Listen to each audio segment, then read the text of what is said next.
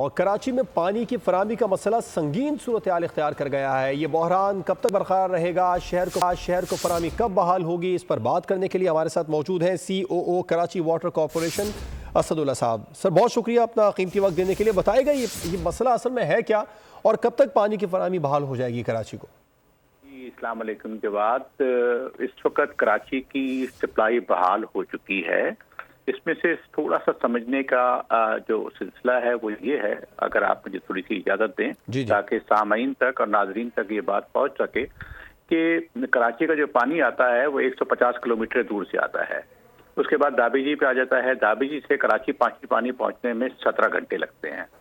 तो इस दौरान के अंदर आपने तो पहले भी ये ऑनियर किए हैं कि जो कराची यूनिवर्सिटी पे हमारी 84 इंच की लाइन थी वो बस्ट हो गई थी, जिसको अटेम्प्ट एक दफ़ा किया और वो सही ना हो सकी। उसके बाद दोबारा उसको अटेम्प्ट किया और अल्हम्दुलिल्लाह अल्लाह का बड़ा करम है कि कल से वो लाइन जो है वो चार्ज हो गई है और कराची को पानी मिलना शुरू हो गया है।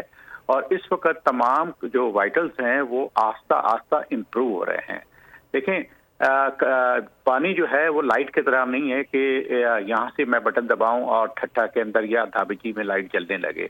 कराची पानी जो है वो अपनी एक स्पीड से आता है और उसको नेचुरली मुख्तलिफ मराइल से गुजरते हुए कराची पहुँचता है।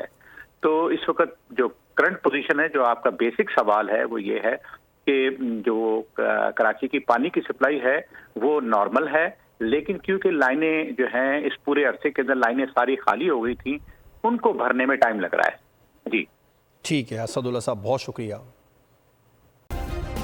सब्सक्राइब करें और बेल दबाएं ताकि कोई खबर रह न जाए।